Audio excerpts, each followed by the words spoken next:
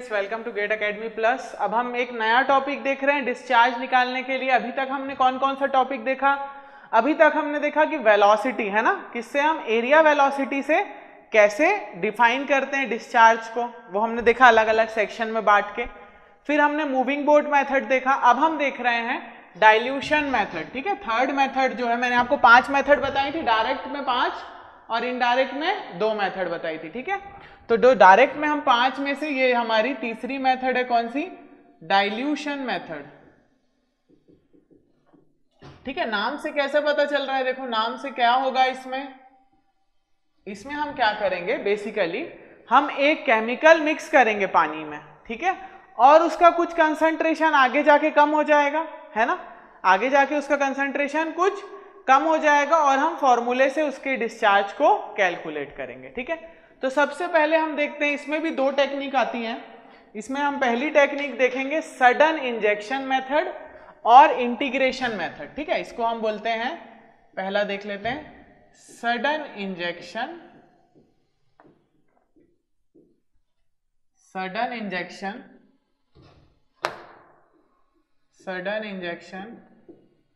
और integration method.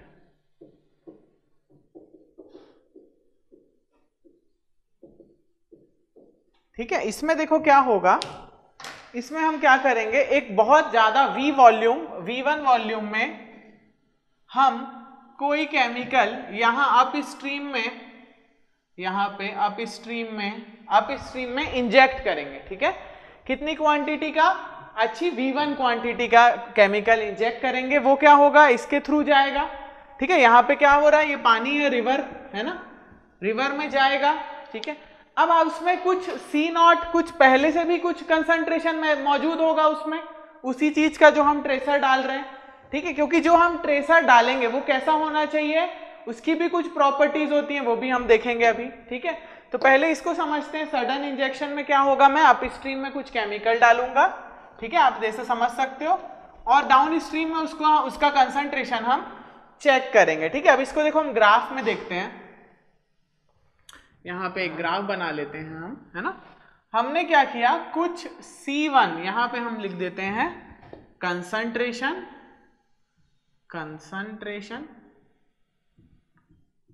ठीक है, of chemical, concentration of chemical, और इधर हम ले लेते हैं टाइम। ठीक है, टाइम T। चलिए, तो अब इधर देखो क्या हो रहा है। अब मैंने क्या किया, ये कुछ C1 कंसंट्रेशन का ट्रेसर इसमें डाल दिया। ठीक है, अब ट्रेसर कैसा होना चाहिए, देखो आप देखो खुद ही समझो कि अगर ये कोई हमारा रिवर है, ठीक है, तो ट्रेसर सबसे पहले जो आप डाल रहे हो, ट्रेसर या कोई डाई डाल रहे हो आप, है ना, तभी तो उसको देख पाओगे या उसका कंसंट्रेशन मेजर कर पाओगे।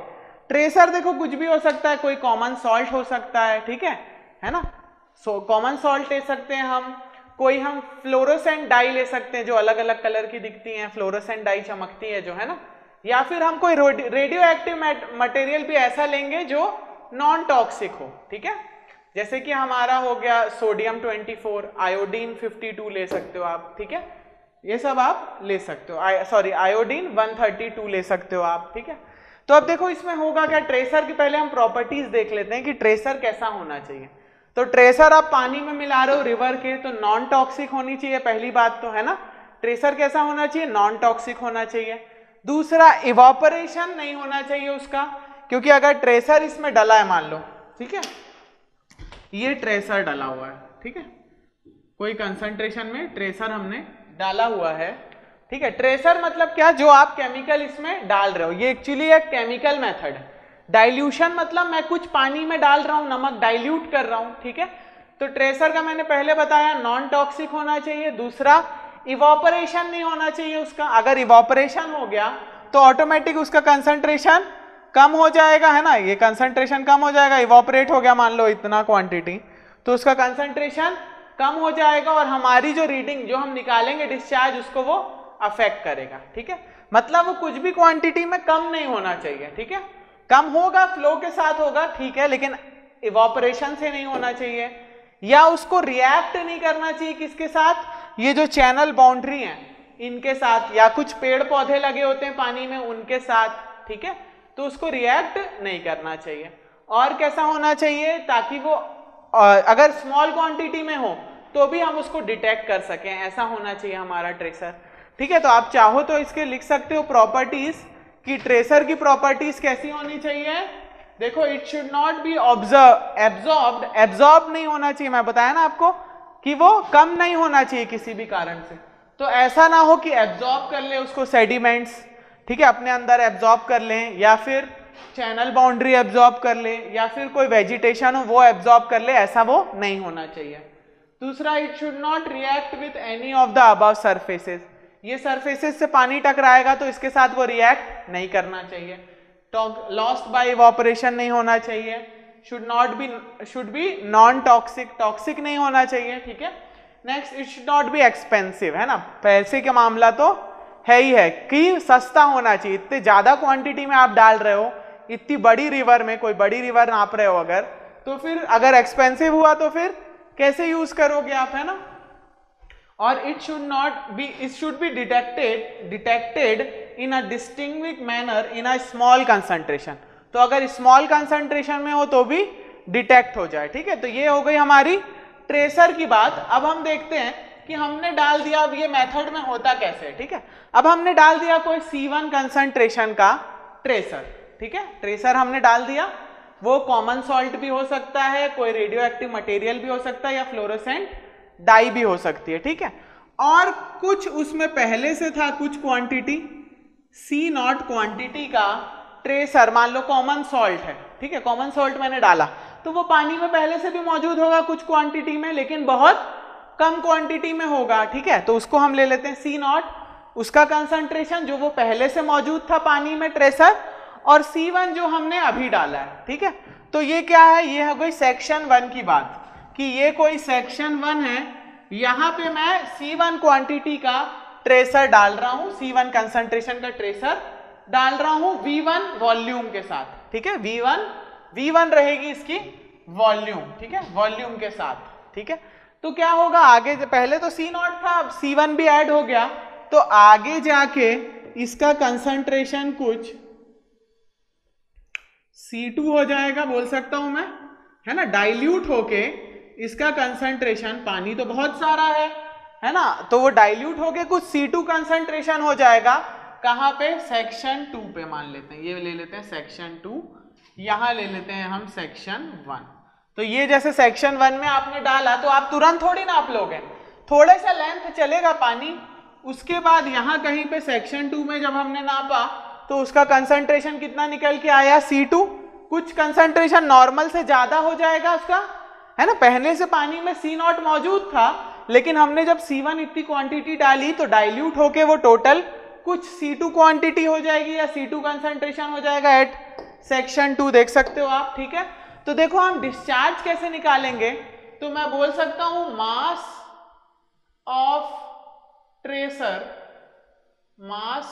Tracer is equals to V1 C1 हो सकता है ना, mass of tracer is equals to V1 C1, मतलब V1 क्वांटिटी में और उसका कंसंट्रेशन कितना रहेगा, C1, ठीक है। अब मैं एक और तरीके से उसको लिख सकता हूं कि मान लो यहाँ पे टाइम कितना था, मान लो अगर हम यहाँ पे दो टाइम में मैच कर रहे हैं तो यहाँ पे कोई टाइम T1 था और यहाँ पे कोई टाइम T2, इस इंटरवल में मैं चेक कर रहा हूं मेरा कंसंट्रेशन मान लो, ठीक है। तो ये पानी बह रहा होगा कोई Q डिस्चार्ज से, हमको यही डिस्चार्ज तो निकालना है, ठीक है। तो मैं मास ऑफ द ट्रेसर को ऐसा भी लिख सकता हूं कि इंटीग्रेट करूंगा मैं इसको T1 से T2, डिस्चार्ज कितना हो जाएगा, डिस्चार्ज होगा Q, और हमारा कंसंट्रेशन कहां से कहां वेरी करेगा, C2 से C0 तक, है ना, क्योंकि C0 पहले था और अभी कितना है, C2, है ना। प्लस मैं यहां लिख सकता हूं प्लस, इसको और इंटीग्रेट किया हमने V1 से V2, ये हो गया V1 C2 minus C0 divided by T2 minus T1 dt, ठीक है। तो ये बन गई हमारी पूरी इक्वेशन जो मास ऑफ ट्रेसर के बराबर होती है। अब मैं बोलना चाहूंगा आपको एक चीज कि इसमें जो सेकेंड टर्म है ये वाला, इसमें जो सेकेंड टर्म है ये वाला, ये बहुत ही छोटा होता है, ठीक है, बहुत स्मॉल होता है। तो इसको हम क्या कर देंगे, इसको हम कर देंगे नेग्लेक्ट, ठीक है, ये टर्म बहुत स्मॉल होता है, ठीक है, इसलिए हम क्या कर लेंगे इसको neglect, because it is very small, ठीक है। तो देखो अब क्या बन निकल के आ रहा है मेरे पास, अब मैं इसको ऐसा लिख सकता हूं V1 C1 is equals to, integrate किया मैंने इसको V1 से T1 से T2, Q को बाहर ले जाऊंगा मैं, बाहर Q क्या है, Q कांस्टेंट है, तो Q को मैं बाहर ले जा सकता हूं, यहां लिख दिया मैंने C2 माइनस C0 dt, ऐसा कर लेता हूं मैं।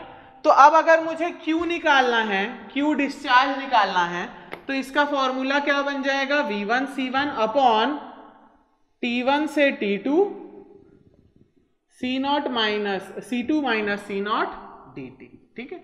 ये क्या हो गया आपका टोटल फॉर्मूला क्या निकालने का, डिस्चार्ज निकालने का। कौन सी मेथड से, जब हम सडन इंजेक्शन और इंटीग्रेशन मेथड यूज करेंगे तब हम ऐसे करके डिस्चार्ज निकाल सकते हैं, ठीक है। अब इसकी एक और जो पॉपुलर मेथड है वो है कांस्टेंट रेट इंजेक्शन मेथड, ठीक है।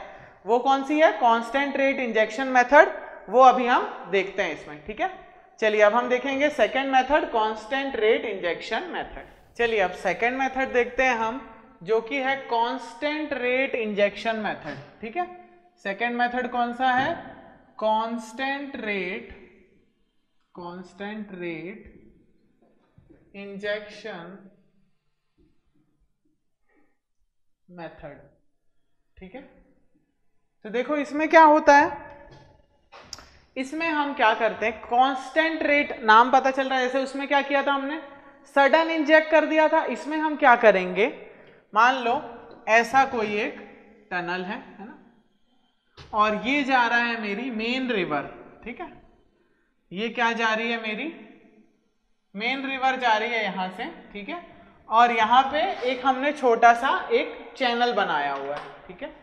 चलिए अब देखते हैं, इस चैनल से मैं कोई ट्रेसर इंजेक्ट कर रहा हूं, ठीक है, इस मेन रिवर पे, जिसका डिस्चार्ज है Q, ठीक है, और इसमें कंसंट्रेशन है, मान लो पहले से अगर मैं नमक डाल रहा हूं तो पहले से उसमें कुछ नमक है मौजूद, और जिसका कंसंट्रेशन है C0, ठीक है, और मैं यहाँ पे कुछ इंजेक्ट कर रहा हूं Q1 डिस्चार्ज से, ठीक है, बहुत कम डिस्चार्ज से अपना ट्रेसर इंजेक्ट कर रहा हूं, जिसमें कंसंट्रेशन कितना है, C1 है, ठीक है।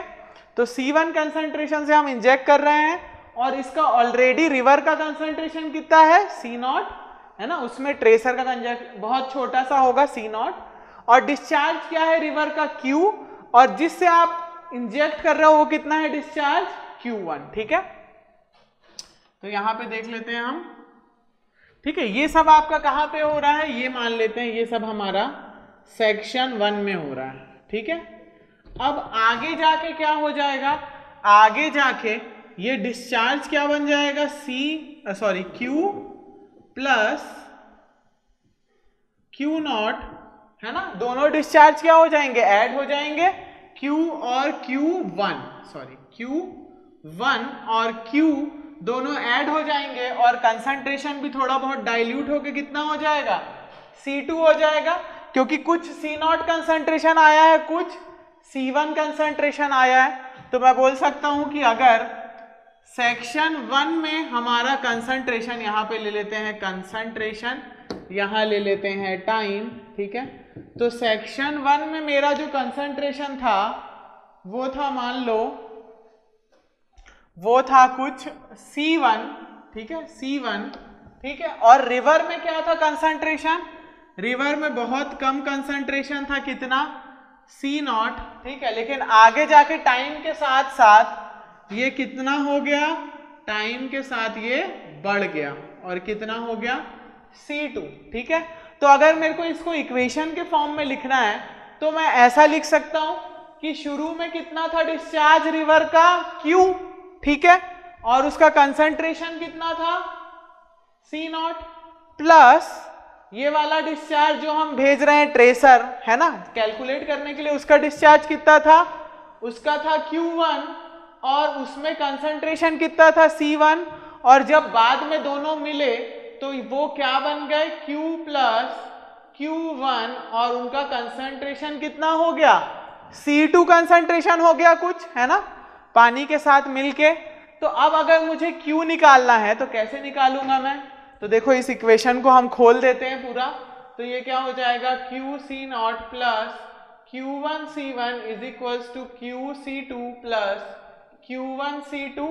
ठीक है, अब मुझे Q निकालना है तो मैं Q टर्म एक साथ ले लेता हूं। ठीक है, तो मैं ऐसा लिख सकता हूं कुछ, देखो Q1C1 माइनस Q1C2 है ना, ये Q1 वाले टर्म एक साइड ले आया मैंने और Q वाले टर्म एक साइड ले गया, तो ये हो गया QC2 माइनस QC0। ऐसा हो सकता है, ऐसा लिख सकता हूं मैं। अब अगर मुझे Q कॉमन निकालना है और यहां से Q1 कॉमन निकालना है तो मैं ऐसा लिख सकता हूं QC2 माइनस C0, ऐसा लिख लेते हैं, और ये अगर इधर आ गया तो ये हो गया Q1 common C1 minus C2। ठीक है, ये बन गया मेरा फॉर्मूला। अब यहां से अगर मुझे Q निकालना है तो मेन फॉर्मूला क्या बन गया Q1 C1 minus C2 divided bye क्या करूंगा मैं C2 माइनस C0। तो ये क्या बन गया मेरा डिस्चार्ज निकालने का पूरा फॉर्मूला बन गया, हमारे पास आ गया डिस्चार्ज निकालने का फॉर्मूला। क्या है Q, अगर Q डिस्चार्ज रिवर का निकालना है तो मैं कैसे निकाल सकता हूं, Q1 डिस्चार्ज मुझे पता है ना, क्योंकि मैं Q1 डिस्चार्ज से ही तो भेज रहा हूं अपना ट्रेसर का कंसंट्रेशन पता है, ट्रेसर का कंसंट्रेशन आगे सेक्शन में जाके क्या होगा वो भी पता है, और ट्रेसर का कंसंट्रेशन शुरू में क्या था वो भी हमको पता है। ठीक है, चलिए तो अब हम एक बार देख लेते हैं कि 3 मेन ट्रेसर्स जो हम यूज करते हैं वो क्या क्या है। वो है कुछ केमिकल्स यूज कर सकते हो हम, जैसे कॉमन सॉल्ट या सोडियम डाइक्रोमेट। ठीक है, लेकिन इनमें क्या होगा, कॉमन सॉल्ट को पकड़ने के लिए एक्यूरेसी प्लस माइनस 1% रहती है। ठीक है, और ये डिटेक्ट भी नहीं होता जल्दी, 10 ppm तक ही डिटेक्ट होगा, अगर उससे कम होगा तो डिटेक्ट नहीं हो पाएगा। सोडियम डाइक्रोमेट थोड़ा और अच्छा है, ये 0.2 ppm तक डिटेक्ट हो जाता है। ठीक है, अब लेकिन ये क्या है, सस्ते हैं। अब हम अगर थोड़े और महंगे में आएंगे फ्लोरोसेंट डाई में, तो ये कब तक डिटेक्ट हो जाते हैं, ये अगर 1 लीटर में आपने 10 to the power -11 ग्राम भी डाला हुआ है तो भी ये डिटेक्ट हो जाएगा। ठीक है, इतने छोटी क्वांटिटी में होगा 1 लीटर में तो भी डिटेक्ट हो जाएगा फ्लोरोसेंट डाई। और हमारे रेडियो एक्टिव मैटर, ये तो और महंगे आते हैं है ना, ये और कॉस्टली होते हैं, इनका आप ऐसे करके आप इंजेक्ट भी नहीं कर सकते आसानी से, इसके लिए स्किल मैन पावर चाहिए आपको है ना, प्रॉपर सुपरविजन चाहिए। ठीक है, तो ये हमारे 10 to the power -14 ग्राम तक डिटेक्ट हो जाते हैं। ठीक है, ये और छोटे में भी डिटेक्ट हो जाते हैं। चलिए अब एक क्वेश्चन देखते हैं। ऑफ 25 ग्राम पर litre solution of a fluorescent tracer was discharged into a stream at a constant rate of 10 metre cube पर सेकेंड। ठीक है, क्या क्या गिवन है आपको, ये देखो ये गिवन है, ये क्या कहलाएगा आपका C1 ट्रेसर का कंसंट्रेशन, ये क्या कहलाएगा आपका, ये कहलाएगा मेरा Q1 ट्रेसर जिस डिस्चार्ज से आप भेज रहे हो। The background concentration of the dye in the stream, तो बैकग्राउंड कंसंट्रेशन कैसा होगा, 0 होगा ना, ये डाई थोड़ी होगी, तो देख लो वॉज फाउंड टू बी 0, पानी के अंदर नहीं रहती डाई ज्यादातर। At a downstream section sufficiently far away the dye was found to be reach an, तो फिर ये 0 क्या है, 0 है मेरा C0। ठीक है, अब हम देखते हैं sufficiently far away from the dye was found to reach an equilibrium concentration of 5 parts per billion, तो ये क्या है आपके पास, ये गिवन है मेरे को C2। ठीक है, तो देखो ये 5 × 10 to the power -9 है ना, 5 parts per billion. Estimate the discharge stream discharge, estimate the stream discharge, ठीक है। तो चलो अब हम इसको देखते हैं, इसको मिटा देता हूँ, फॉर्मूला यही लगेगा, देख लो आप, नोट कर लो, है ना। फॉर्मूला क्या है, Q is equals to C1 minus C2 upon C2 minus C0, ठीक है। तो यहाँ हम लिख देते हैं फॉर्मूला क्या आया है निकल के, हमारे पास फॉर्मूला निकल के आया है Q is equals to Q1 multiply C1 minus C2 divided by C2 minus C0, ठीक है। तो अब देखो यहाँ पे Q1 की वैल्यू क्या है, मैंने निकाल लिया हूँ। Q1 की वैल्यू क्या है, 10 सेंटीमीटर पर सेकेंड, ठीक है, 10 सेंटीमीटर क्यूब पर सेकेंड है, ठीक है। अब हम देख लेते हैं कि हमारे पास, चलिए तो हमारे पास देखेंगे C1 क्या है, हमारे पास C1 दिया हुआ है 25 ग्राम पर लीटर, ठीक है। तो अब हमको सब किस में चाहिए है, देखो हमको सब मीटर क्यूब पर सेकेंड में ही चाहिए। तो पहले हम डिस्चार्ज Q1 को कन्वर्ट कर लेते हैं, 10 into 10 to the power minus 6 हो जाएगा। ये देखो सेंटीमीटर क्यूब है, इसको मीटर क्यूब में कन्वर्ट करना है, ठीक है। तो 1 मीटर इज इक्वल्स टू कितना होता है, 100 सेंटीमीटर, ठीक है। तो आप क्या करोगे, या फिर बोल सकता हूं मैं 1 centimetre is equals to 10 to the power minus 2 metre, है ना। तो अगर ये क्यूब है तो ये कितना हो जाएगा, -6 हो जाएगा, ठीक है। चलो C1 कितना लिया है हमने, 25 ग्राम है, तो मैं इसको kg पर लीटर में कितना हो जाएगा, 0.25 माइनस 0.025 माइनस हमारे पास C2 कितना है, C2 है 5 इंटू, इसको मिटा देता हूं मैं, ये तो सबको पता ही है ना, 5 into 10 to the power -9 divided by 5 into 10 to the power -9 minus 0, ठीक है। अब हम इसको सॉल्व करेंगे तो देखो क्या आ रही है वैल्यू मेरे पास, इसको हम सॉल्व कर लेते हैं। तो वैल्यू आएगी आपके पास 10 into 10 to the power -6 divided by 5 into 10 to the power -9, ठीक है, और multiply with 0.025 minus 5 into 10 to the power -9, तो ये निकल के आएगा 49.99। तो मैं इसको ले सकता हूं होल नंबर में 50 मीटर क्यूब पर सेकेंड, ठीक है। तो आंसर आ गया, सिंपल था क्वेश्चन, कितना आया आंसर, 50 मीटर क्यूब पर सेकेंड, आंसर आ गया है मेरे पास। अब देखो इसमें एक और छोटा सा फॉर्मूला होता है, वो मैं आपको बताना चाहूंगा, वो होता है लेंथ। अब हम किस लेंथ में मिक्सिंग कर रहे हैं, ठीक है, कितनी लंबी लेंथ चाहिए हमको मिक्सिंग करने के लिए, तो उसके लिए फॉर्मूला है L is equals to 0.13 B square, 0.13 B square C, ठीक है, डिवाइडेड बाय कर देंगे हम GD प्लस 0.7, चलिए ये हो जाएगा आपका multiply 0.7C plus 2√G divided by GD, ठीक है।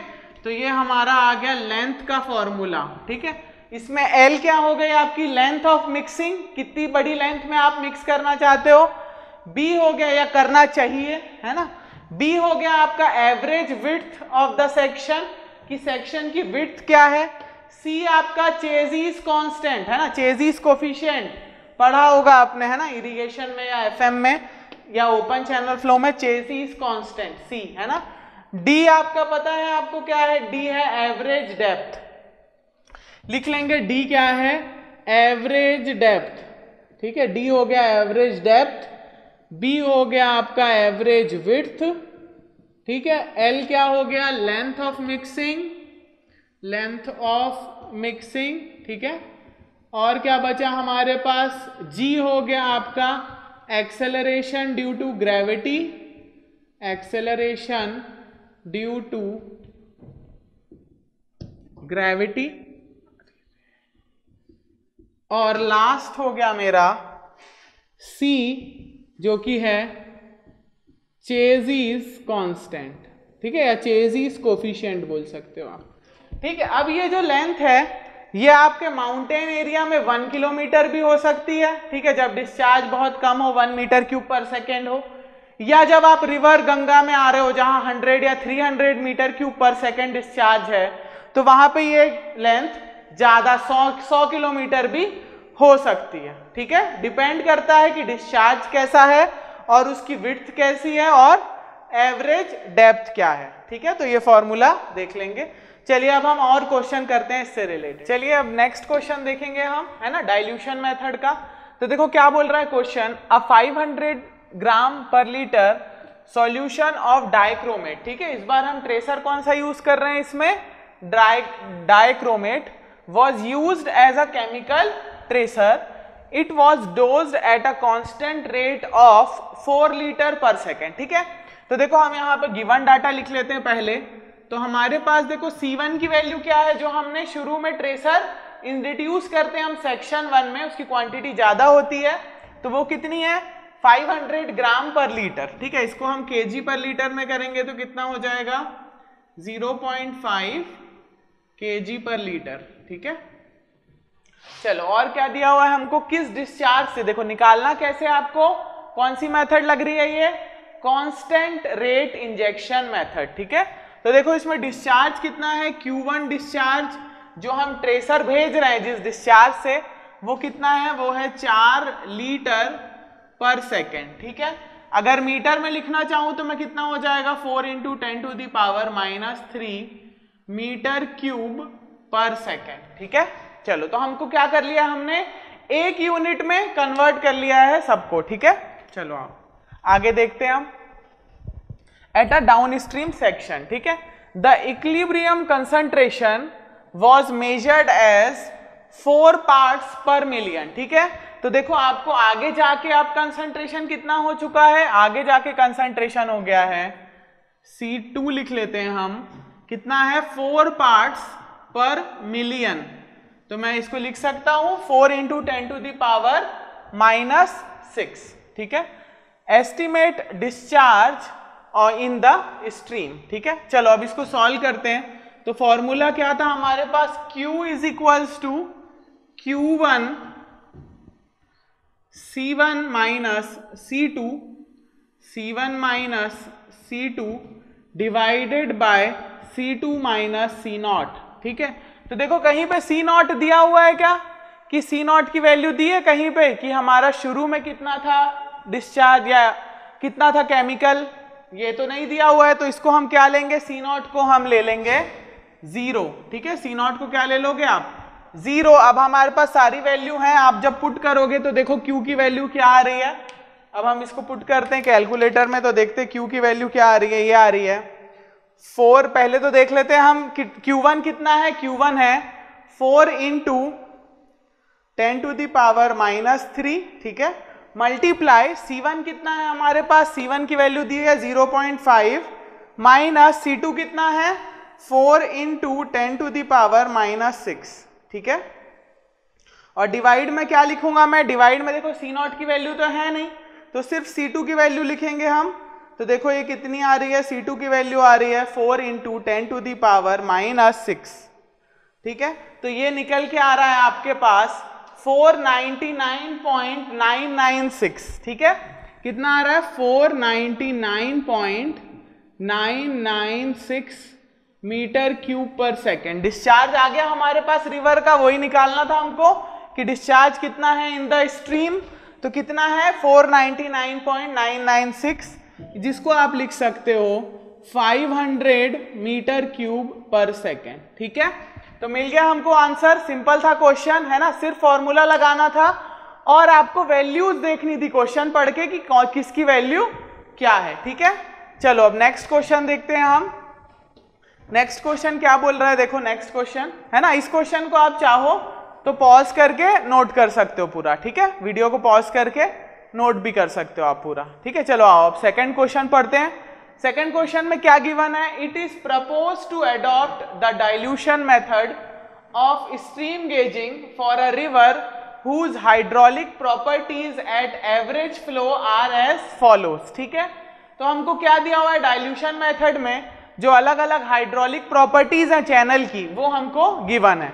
विड्थ कितनी है 45 मीटर, ठीक है, डेप्थ है 2 मीटर, डिस्चार्ज है 85 मीटर क्यूब पर सेकेंड, चेजिस कोफिशिएंट है जो सी होता है वो कितना है 20 to 30, ठीक है। अभी हम डिसाइड करेंगे कि इसमें से कौन सी वैल्यू लेना है 20, 30 या 25, ठीक है। पूछा क्या है, डिटरमाइन सेफ मिक्सिंग लेंथ, ठीक है, that has to be adopted for the stream. तो मैं आपको फॉर्मूला बता चुका हूं पहले ही कि जब हम भी लेंथ निकालते हैं फॉर सेफ मिक्सिंग, ठीक है, कि डाइल्यूशन मेथड में हमको केमिकल मिक्स करना रहता है पानी में और फिर भेजते हैं हम रिवर या किसी स्ट्रीम में, तो वो मिक्सिंग लेंथ कितनी होनी चाहिए, उसके लिए मैंने आपको फॉर्मूला बताया था। क्या था formula, 0.13 B square C multiply 0.7 C plus 2 under root G divided by G D, ठीक है, ये था हमारा फॉर्मूला। और b क्या था इसमें, b था इसमें, और l किस में आएगा आपका, मीटर में आएगा इस फॉर्मूले में, ठीक है, क्योंकि बाकी सारी चीजें भी हम मीटर में रखेंगे, ठीक है। चलो तो देखो मैं इसमें रख रहा हूं वैल्यू 0.13, b क्या बताया था मैंने, एवरेज विड्थ, तो एवरेज विड्थ कितनी है, देखो एवरेज विड्थ है 45, ठीक है, 45 ले लेंगे, 45 का स्क्वायर, ठीक है, मल्टीप्लाई बाय, अब c क्या था हमारा, चेजिस कोफिशिएंट, ठीक है, तो चेजिस कोफिशिएंट आप क्या लोगे, 20 लूं कि 30 लूं, देखो आपको पूछा है सेफ मिक्सिंग लेंथ, ठीक है, तो आप सेफ्टी के लिए चेजिस कांस्टेंट की हायर वैल्यू लोगे, ठीक है, ताकि आपका सेफ्टी फैक्टर भी बना रहे, ठीक है। तो हम यहां पे ले लेंगे इंटू 30, ठीक है, क्योंकि देखो लेंथ डायरेक्टली प्रोपोर्शनल है सी के, दोनों जो इसके कंपोनेंट हैं वो डायरेक्टली प्रोपोर्शनल है लेंथ के, तो सी आप जितना ज्यादा लोगे उतनी ज्यादा लेंथ आएगी, उतना ज्यादा आप सेफली डिजाइन करोगे, ठीक है। तो सेफ के लिए हमने सी की वैल्यू क्या ले ली 30 इंटू 0.7 इंटू सी कितना है 30 लिया है हमने, प्लस 2 इंटू अंडर रूट जी, जी क्या होता है सबको पता है, एक्सेलरेशन ड्यू टू ग्रेविटी, तो ये हम ले लेंगे 9.81, ठीक है, डिवाइडेड बाय 9.81 इंटू डी कितना है, देखो एवरेज डेप्थ कितनी दी हुई है 2 मीटर, ठीक है। तो अब इसको सॉल्व करेंगे हम, तो देखो क्या आएगा आंसर, इसको कैलकुलेटर में सॉल्व करते हैं, और जो भी आंसर आएगा वो किस में आएगा, मीटर में आएगा, ठीक है, याद रखना आप। तो देखो ये आ रहा है हमारे पास 0.13 मल्टीप्लाई विथ 45 का square into 30 into 0.7 into 30 plus 2 into under root 9.81 divided by 2 into 9.81, ठीक है। तो देखो ये क्या आ रहा है मेरे पास, आंसर आ रहा है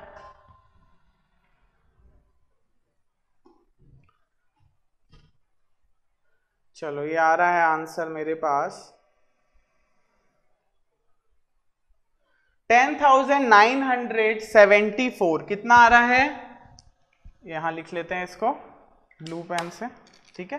तो ये आ रहा है 10,974.46, ठीक है। तो मैं इसको किलोमीटर में कितना लिख सकता हूं, मैंने आपको बताया था कि लेंथ कितना वेरी करती है, 1 किलोमीटर से लेके 100 किलोमीटर तक भी हो सकता है, डिपेंडिंग ऑन द डिस्चार्ज, किस रिवर में नाप रहे हो या किस स्ट्रीम में आप नाप रहे हो, ठीक है।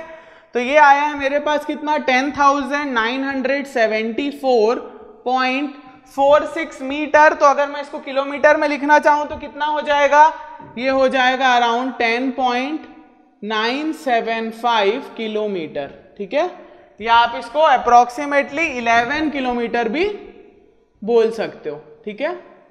कितना आ जाएगा आंसर, 11 किलोमीटर। चलिए अब नेक्स्ट आगे देखते हैं, लास्ट एक और क्वेश्चन देखते हैं इसी टॉपिक से। तो ये देखो क्या लिखा हुआ है, 200 ग्राम पर litre solution of common salt was discharge into a stream, ठीक है। अब कौन सा ट्रेसर यूज कर रहे हैं हम, अब हम कॉमन सॉल्ट यूज कर रहे हैं, ठीक है, into a stream at a constant rate of 25 litre पर सेकेंड, ठीक है। तो हमको क्या क्या गिवन है, देखो सबसे पहले हमको C1 गिवन है, कितना है 200 ग्राम पर लीटर, ठीक है। इसको मैं कितना लिख सकता हूं 0.2 kg पर लीटर लिख सकता हूं मैं, ठीक है।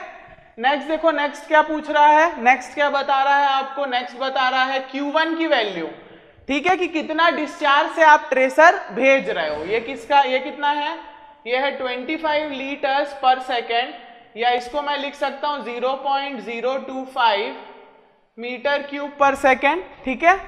नेक्स्ट देखते हैं, the background concentration was found to be 10 ppm, ठीक है। अब कॉमन सॉल्ट यूज किया है, तो कॉमन सॉल्ट तो हमारा थोड़ा बहुत किस में रहता है, पानी में भी रहता है, ठीक है। तो अब यहाँ पे C0 की वैल्यू गिवन है आपको, कितनी गिवन है, C0 की वैल्यू गिवन है मेरे को 10 ppm, ठीक है। तो मैं इसको लिख सकता हूं 10 इंटू 10 टू दी पावर -6, ठीक है।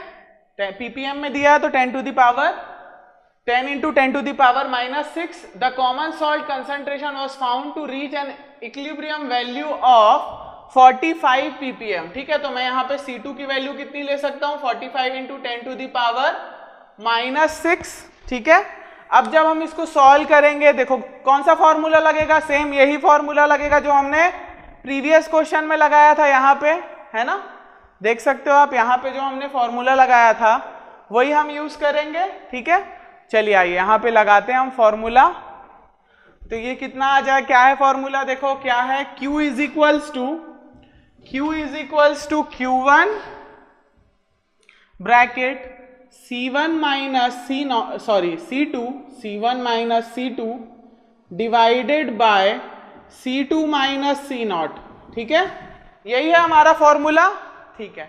तो अब देखो Q1 कितना है, Q1 की वैल्यू रख दो आप 25 इंटू 10 टू दी पावर -3, या तो ऐसा लिख सकते हो आप, है ना, मल्टीप्लाई विथ C1 कितना है 0.2 minus 45 into 10 to the power -6 और divided by 45 into 10 to the power -6 minus 10 to the power into 10 to the power -6, ठीक है। अब इसको सॉल्व करोगे आप तो देखो Q की वैल्यू क्या आ रही है मेरे पास, Q की वैल्यू अब हम चेक करते हैं, है ना, फॉर्मूला रख के। तो ये Q की वैल्यू आएगी आपके पास 0.2 minus 0.45 into 10 to the power -6 divided by 45 minus 10, तो मैं लिख सकता हूं direct 35 into 10 to the power -6, ठीक है। तो ये निकल के आ रहा है मेरे पास 142.857 मीटर क्यूब पर सेकेंड, ठीक है। कितना आया मेरे पास आंसर, 142.857 मीटर क्यूब पर सेकेंड, ठीक है। ये क्या आ गया आपका, डिस्चार्ज इन द स्ट्रीम, ठीक है। चलिए अब नेक्स्ट टॉपिक देखेंगे हम। चलिए अब एक हम क्वेश्चन देखते हैं, एक मेथड बच गई थी ना हमारी, डायरेक्ट इंजेक्शन मेथड, उससे रिलेटेड हम एक क्वेश्चन देखते हैं, ठीक है। The dilution method with the sudden injection procedure was used to measure the discharge of a stream. The data of concentration measurements are given below. The fluorescent dye weighing 300 Newton are used as a tracer was suddenly injected at a station 1 at 7th hour, ठीक है। 7th hour में हमने inject किया, ठीक है। तो अब हम इसका ग्राफ भी बना सकते हैं, है ना, कंसंट्रेशन और टाइम के साथ ऐसा कुछ बना सकते हो आप। देखो अब हम ये स्टेशन ए में डाल रहे हैं, तो हम कंसंट्रेशन ए में नहीं आगे जाके चेक करते हैं, वो मेथड में देखा था हमने, है ना। तो concentration at B in part per billion कितना है, 7th में 0 आया, ठीक है। तो यहां लिख लेते हैं हम पहले, 7th आवर में ही स्टार्ट हुआ था, तो 7th में तो 0 ही रहा, 8 9 10 11 12 13 कहाँ 18 तक है ना। इसे हम इसको टाइम को नोट कर लेते हैं, है ना। ये हो गया 16 17 18, ठीक है। टाइम को ऐसे हमने नोट कर लिया, ये हो गया आपका टाइम, ठीक है, आवर में। और यहाँ पे आ गया आपका कंसंट्रेशन, ठीक है, किस में दिया हुआ है, पार्ट्स पर बिलियन में, ठीक है, मतलब इनटू 10 टू दी पावर -9 में गिवन है आप, ठीक है। यहाँ पे लिख लो आप कुछ भी, मैं लिख लेता हूँ 2 4 6 8 मैक्सिमम कितना गया, 18 तक गया। अच्छा तो हम यहाँ ले लेते हैं 10, आगे ले लेंगे 18 है ना, आगे ले लेंगे यहाँ पे 18 ले लेते हैं, ये हो जाएगा 16, 14, 12। ठीक है, ऐसा हमने बना लिया टेबल है ना, मेजर नहीं है स्केल के साथ, लेकिन कुछ ऐसा ही बन गया हमारा। ठीक है ग्राफ। अब हम देखते हैं, देखो 0 0 टाइम पे तो पहले 7 और 8 था में तो 0 0 था, 8 के बाद 9 में कहाँ पहुंच गया ये, 9 में ये 3 के आसपास आ गया। ठीक है 9 में ये देखो 8 पे 0 था, 9 पे ये कुछ 3 के आसपास आ गया। ठीक है फिर 10.5, 18, 18, 12, 9, 6 ऐसे मिल गया है ना। तो ये मान लो ऐसा कुछ चला जाएगा ये एकदम है ना, ये मान लो 18 पे कहाँ पे था, 11 और 12 पे ये कहाँ पहुंच गया था, 18 में। ठीक है 11 और 12 में कहाँ पहुंच गया था, 18 में ऐसा कुछ। ठीक है एक ऐसे कर्व टाइप का बन गया एक है ना, और ये बाद में हम इसको नीचे ले आएंगे 18 में, ऐसा कुछ बन गया कर्व जैसा है ना। आप चाहो तो इसको और स्लोपी बना सकते हैं अगर हम बड़ा बन जाएंगे। ठीक है तो क्या हो गया, ये हमको ऑर्डिनेट्स मिल गए अलग अलग टाइम पे है ना, ऑर्डिनेट मिल गए इसके अलग अलग टाइम पे। ठीक है चलो नंबर हटा देते हैं इसको, एक नॉर्मल कर्व में जैसा बनता है वैसे बना के दिखाता हूं आपको। ठीक है अगर ये साइड के नंबर हटा दें हम, ठीक है तो ये कर्व कुछ ऐसा बनेगा आपका, थोड़ी जैसा हमारा DRH बनता है कुछ ऐसा ही बन जाएगा ये। ठीक है ऐसा कुछ बन जाएगा, देख रहे हो आप, देखो शुरू में बढ़ा उसके बाद फिर कम होता गया है ना। और हमको पता है देखो फॉर्मूला हमने निकाला था जब हम मास m1 निकाल रहे थे, m1 डायरेक्ट वाले में। ठीक है तो m1 किसके बराबर होता था, v1 c1 है ना, और ये v1 c1 की क्वांटिटी हमको दी है, mass of the tracer given है आपको है ना। हम इसको क्या बोलते थे, मास ऑफ द ट्रेसर कितना गिवन है, 300 न्यूटन है ना। तो v1 c1 आपको गिवन है कितना है, 300 न्यूटन। ठीक है अब हमको पता है देखो किसके बराबर होता था, v1 c1 is equals to q t1 से t2 c, अंदर क्या लिखते थे हम, अंदर लिखते थे हम c2 minus c0 into dt, कुछ ऐसा लिखते थे हम है ना। अब देखो यहाँ c0 की वैल्यू कहीं गिवन है क्या, यहाँ चेक करो आप क्वेश्चन में, तो आप क्वेश्चन में जब चेक करोगे तो देखो कहीं पे आपको c0 की वैल्यू गिवन है, c0 की वैल्यू कहीं भी गिवन नहीं है कि कोई प्रीवियस कंसंट्रेशन था उस ट्रेसर का, ऐसा कहीं गिवन है, नहीं गिवन है। ठीक है तो हमारे पास बस ये चीज है, और ये चीज क्या है, ये किसके बराबर हो जाएगी, देखो टाइम t1 से t2, तो पूरा टाइम लेना पड़ेगा आपको। और कंसंट्रेशन क्या है, देखो कंसंट्रेशन C2 जो है, C2 ही कैलकुलेट होता है सेक्शन 2 पे है ना, सेक्शन 1 में तो हमने 300 न्यूटन डाल दिया है, अब हमने C2 देखो सेक्शन 2 पे अलग अलग पॉइंट पे उसकी वैल्यू आई है। ठीक है तो अगर हम इस कर्व का एरिया निकाल लें है ना, area under this curve, area under this curve, area under this curve, तो ये किसके बराबर हो जाएगा, ये मेरा पूरा इसके बराबर हो जाएगा। ठीक है तो मैं अगर वैल्यू रखूं तो यहां देखो v1 c1 कितने हो जाएंगे, 300 न्यूटन।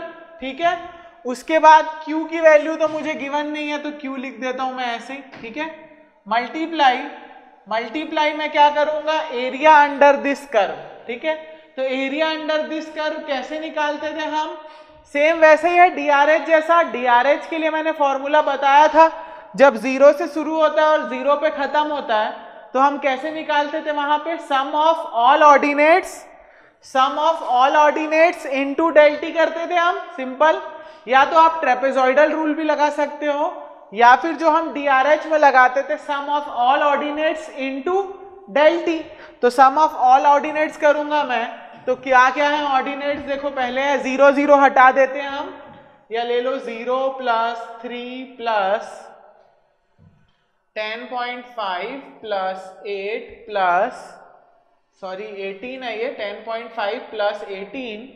ठीक है इसको ठीक कर लेते हैं हम, 10.5 प्लस 18 प्लस 18 प्लस 18 प्लस 12 ठीक है, प्लस 9 प्लस 6 और आगे क्या क्या दिया है देखो 4.5 और 1.5, ठीक है, 4.5 प्लस 1.5 प्लस 0, ठीक है, ये कर लिया मैंने ऐड, है ना। अब लेकिन देखो ये किस में है, ये दिया हुआ है आपको किस में, देखो पार्ट्स पर बिलियन में दिया हुआ है, ठीक है, आपको किस में दिया हुआ है, पार्ट्स पर बिलियन में, और डेल्टी कितना है, 1 घंटा है ना, डेल्टी कितना है, 1 घंटा है, ठीक है। तो देखो ये सारी क्वांटिटी आपको किस में दी हुई है, पार्ट्स पर बिलियन में दी हुई है। तो मैं पहले चलो मल्टीप्लाई कर दूंगा, किसका मल्टीप्लाई कर देंगे हम, डेल्टी का, डेल्टी कितना है, डेल्टी है मेरे पास 60 इंटू 60, 1 घंटे का है डेल्टी। डेल्टी मतलब क्या होता है, ये टाइम इंटरवल, इनके बीच का टाइम इंटरवल देखो कितना है, 7 से 8, 8 से 9, 9 से 10, 11, 12, 13, सब में क्या है, 1 घंटे का इंटरवल है। तो अगर मेरे को देखो ये किस में चाहिए है मुझे, डिस्चार्ज तो मुझे चाहिए मीटर क्यूब पर सेकेंड में, ठीक है। तो हम इसको MKS सिस्टम में ले लेंगे। तो ये देखो मल्टीप्लाई मैं किससे करूंगा, अब मेरे को चाहिए केजी में, तो मैं मल्टीप्लाई किससे कर दूंगा, 10 टू द पावर -9 से, क्योंकि ये किस में दिया था, पार्ट्स पर बिलियन में दिया था, ठीक है।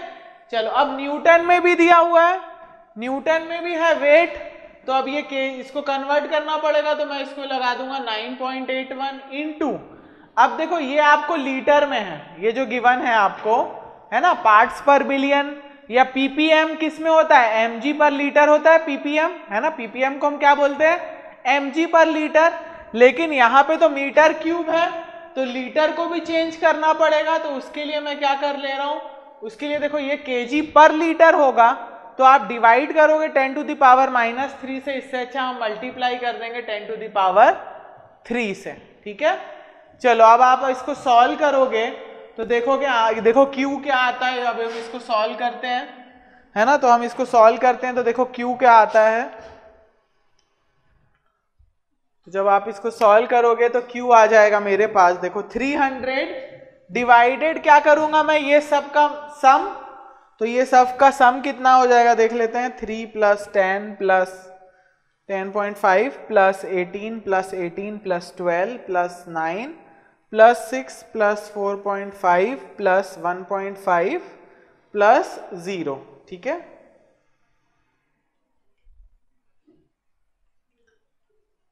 चलिए तो अब हम इसको फिर मल्टीप्लाई किससे करेंगे, मल्टीप्लाई करेंगे हम 60 इंटू 60 से, है ना, 60 इंटू 60 से, और मल्टीप्लाई करेंगे 10 टू द पावर -9 से, है ना। और आप क्या करोगे, देखो इसमें मल्टीप्लाई करूंगा मैं 10 टू द पावर -9 से, ठीक है।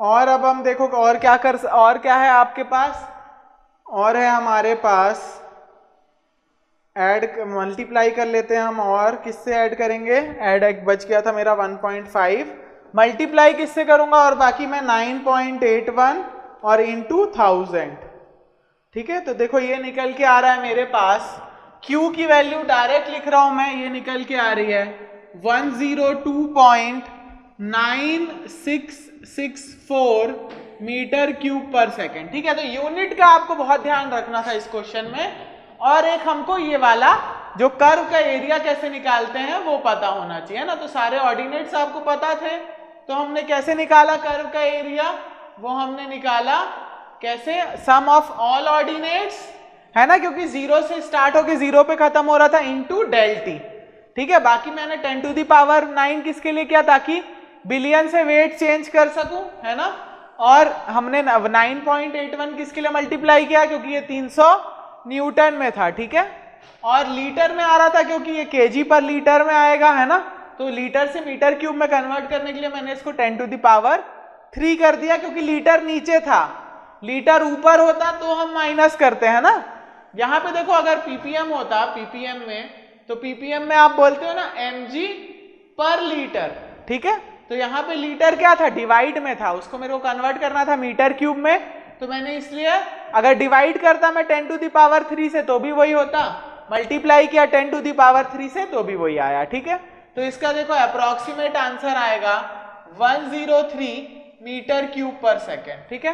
क्लियर है क्वेश्चन, डायरेक्ट वाला आपको कैसे करना है और ये जो टर्म होता है वो किसके बराबर हो जाता है अगर ये मेरा 0 है तो, क्योंकि ये 0 था इस केस में, तो ये किसके बराबर हो गया, एरिया अंडर दिस कर्व। ठीक है, क्योंकि हमको यही कर्व दिया हुआ है ना, और ये सारे क्या हैं, C2 हैं। क्लियर है? चलिए अब नेक्स्ट मेथड देखेंगे हम।